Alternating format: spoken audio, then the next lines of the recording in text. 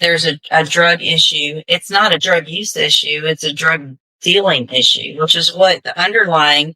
Now here we are. You get probation for that. And 3 weeks later, you're dealing drugs again. Anything on Jason Jones? Oh,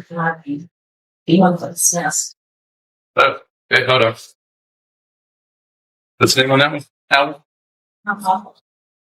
They're the same, but that's something that you would know that if you line up with your choice of it. Yeah.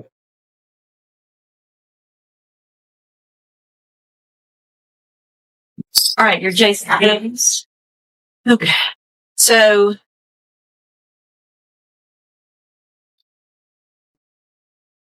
Mr. Jones has 2 cases. We've got cause number 26, East NPR 0340, which is a new offense of possession of a controlled substance, a second-degree felony. And then we've got a motion to revoke, which is in cause number 23, DCCR 0390. And the underlying offense in that case is unlawful possession of a firearm by a felon. Looks like we were here. Initially, there were pleas of not true. And then in May, we came back on the motion to revoke. He changed his pleas to true to counts 1 and 2. We set a hearing today. The agreement is for a cap of 8 years in each of these cases. Is that correct? Correct. Yes, Your Honor. Okay. And he already pled guilty on the other one as well. Yes, correct. Got it. Okay. I have the original pre-sentence report from that unlawful possession of a firearm case, but I also have an updated report that was prepared. And have you all had an opportunity to review that update? Yeah, Your Honor. Yes, Your Honor. Any additions or corrections? No, we're Judge. Not from sticker. I also have looks like 3 pages of few incident reports. If you all had an opportunity to review those as well. Yes, Your Honor. I have. All right, Mr. Parker, you may proceed. Your Honor, we're asking that the court keep him on probation.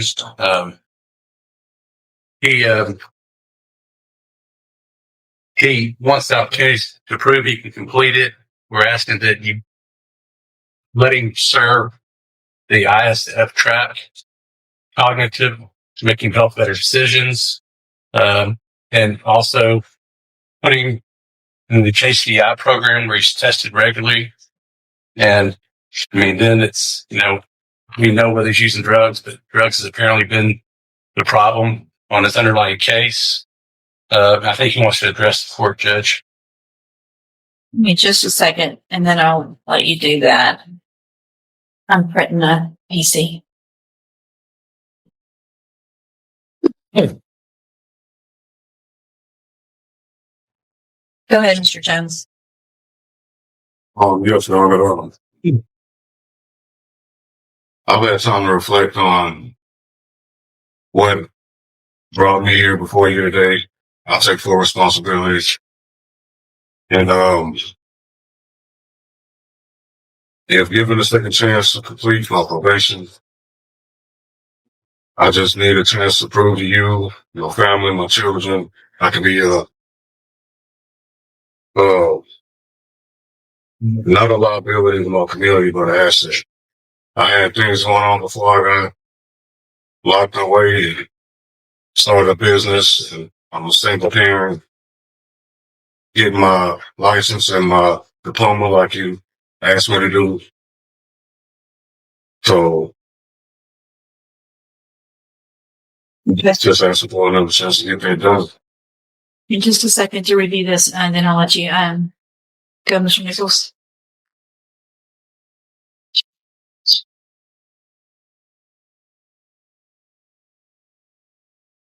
Mr. Nichols?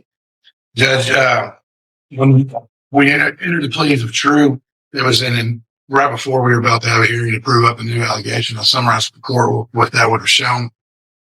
Back in June of last year, only about 3 weeks after he started probation, he was detained in an empty lot off of, about a block off of Calder, downtown Beaumont. Not coincidentally, about a block also or 2 away from Henry's place. And what he had been doing was selling crack cocaine. He was one of several individuals in an empty lot that had an active trespass warning on it. And Beaumont Police would have testified the reason they went to that lot and detained people that day was because they had received or been informed by several people that had been stopped that week with crack cocaine that they bought it from him. And so when he stopped, he's sitting in a lawn chair in this empty lot where he's not supposed to be with a plastic grocery bag underneath the chair. And in that chair is about 11 grams of crack cocaine along with synthetic marijuana. And I believe actual marijuana. And so he had gotten probation for the charge of unlawful possession of a firearm by a felon. His original felony case was state jail from Harris County. And then almost as soon as he's put on probation for that, he's in the street selling crack. I don't see how we keep him on probation. I think 8 years is appropriate. On both these cases, Judge, it's a second degree amount. So the new case that he pled guilty to. So here's the issue that I have, Mr. Jones. Mr. Parker's argument that there's a drug issue. It's not a drug use issue. It's a drug dealing issue, which is what the underlying case had to do with as well. When you were pulled over for that and you got the case of the unlawful possession of a firearm by a felon, you were found in possession of the Glock 9mm with a chambered round, green marijuana in the center console, another bag in the cup holder, and then another 4 bags and a scale and a second firearm in the car, again chambered with rounds in it, another magazine under the driver's seat, and another Jason Jones stood before the court asking for one more chance. His attorney argued that rehabilitation, stricter supervision, and treatment could help him turn his life around. Jones told the judge he had reflected on his mistakes, wanted to be there for his children, and hoped to prove he could become an asset to his community instead of a liability. But the prosecution painted a very different picture. They argued this wasn't a case of drug addiction. It was a case of drug dealing. According to investigators, only 3 weeks after receiving probation for unlawfully possessing firearms, Jones was allegedly caught selling crack cocaine while carrying multiple drugs.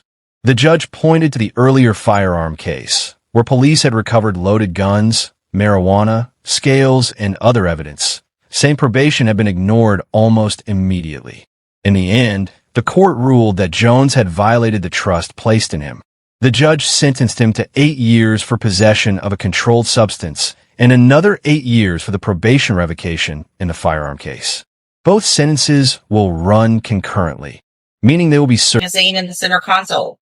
Now here we are, you get probation for that, and 3 weeks later, you're dealing drugs again.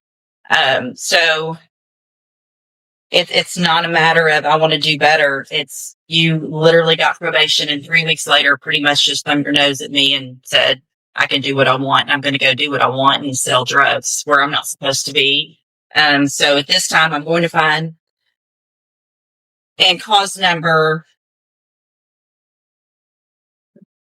Let's see, what do we have? Hold on.